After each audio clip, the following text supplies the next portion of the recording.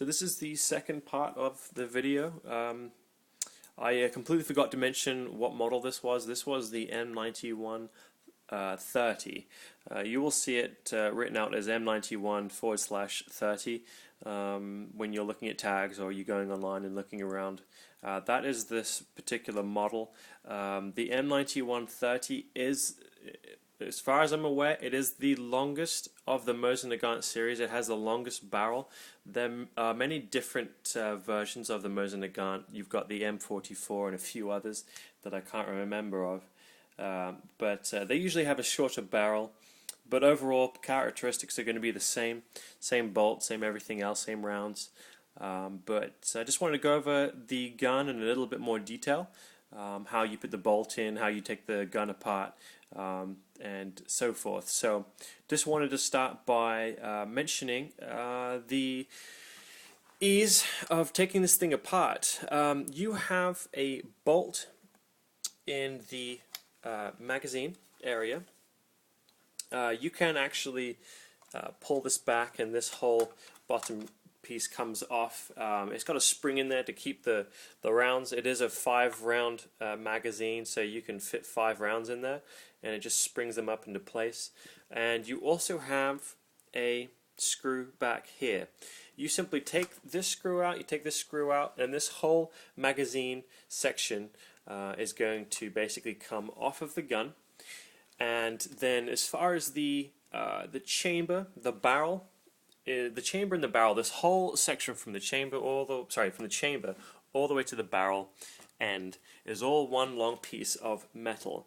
And in order to take this off, after you've unscrewed the magazine, you simply will take your rings. You've got one ring in the rear and one at the front. There are going to be, if I turn this over, you've got some little springs here, basically stopping the ring from going anywhere. You basically push this down, and with the other hand you slide this ring off, and the same with this one. Once you've taken both of those rings and you've slid them off, this piece of wood here, this top section, you'll see that it's separate. It's just a heat shield, a heat guard. You take that off. Once you've removed that, basically this whole section, this whole piece of metal just comes out, and then you're just left with the wood stock. So all in all, you really have 3 main metal pieces. You've got the magazine, you've got the chamber bolt section, chamber barrel section, and then you have the bolt. So it's very, very easy to take apart and very easy to clean. No special tools required, just a flathead screwdriver, and then you're in business. So very easy to take apart. This rifle is empty. I don't know if you're going to be able to, sorry for the finger there, you're not going to be able to see down there, but there are no rounds in the barrel. So as far as safety precautions are concerned, there are no rounds in the barrel. I am certain of that. But in order to take this bolt off and put it on, you basically go from the rear, okay, and you're going to see here, that is actually the trigger. Okay, as I pull back on the trigger, that basically allows the bolt to slide in or out. So as you get it ready to go in, just hold the trigger down, and that will allow you to slide the bolt into place. Now you'll see that the trigger section is actually stopping it from sliding out. So it's now in place. Okay. So there you have the bolt. Okay. Precautions, when you're using the gun, I do recommend cleaning it. Obviously, when you get these guns for the first time, they are absolutely caked in cosmoline. What is cosmoline? Cosmoline is basically a waxy substance that is used as a rust preventer, but it is awful stuff. It stinks and it just gunks up the gun. They just used it to keep these in good shape for transportation and storage. You really do have to get rid of all the cosmoline and just do a thorough cleaning in general. Clean through the barrel, get some proper solvents, clean the barrel through, keep running some swads down there through the barrel until it comes out clean, and just oil the gun up with some proper oil. But honestly, the Cosmoline, when you get these guns, are going to be everywhere, in every crevice. I just, until recently, found a ton of Cosmoline. I didn't realize this flipped up like that. This is the sight adjustment, but as I was trying to adjust the sight, I realized this whole section came up, and I had Cosmoline in here, and it looks like a dirty Vaseline. It's either going to be, caked in something like that, or it's going to be in hard-to-reach areas. But you're going to see it in basically two states. It's going to be a very it's going to have a thick viscosity, and it's going to be visible. And the other stage is when it's going to be invisible. It does act like a wax. Over time, when it's dried, you may not be able to see it, but inside the chamber, all over the metal, it's going to be see-through, and it's going to be rock solid. A lot of people are saying that there's a melting point of the Cosmoline at about 130 degrees or so. Some people have actually, I admit I did the same thing. Some people have actually put the whole barrel in the oven and set it to 130, 150 degrees, left it in there for 15-20 minutes, let the whole thing basically warm up, and then they've just scrubbed it. Many different ways. I didn't do that with mine. I did throw my bolt in the oven. Just because it was filthy.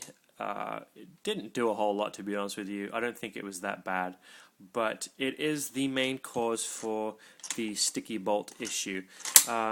If you ever get the gun and you are having difficulties simply pulling the bolt back up after you've shot the gun, that is the most common issue with the weapons, and in my opinion, it's the only issue. These are great weapons, built very, very well, very rugged, but the biggest annoyance with these weapons is when you'll see that it's nice and fluid now, but once the firing pin is fired, it basically kind of locks the whole thing in place, in my opinion.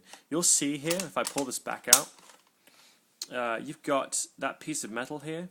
As you push this in, that piece of metal basically slides down this whole section of the bolt, as you see this slide. Okay, this piece of metal here basically goes around inside the chamber. So whether it's that piece of metal or here, it's always going to have some sort of contact with metal. And if there's no fluid, if there's no oil or anything that's going to keep it nice and fluid in there, it's going to basically be an impossible task for you to try and get the bolt back out again. A lot of people have to slam up on it, and that's mostly because of the Cosmoline.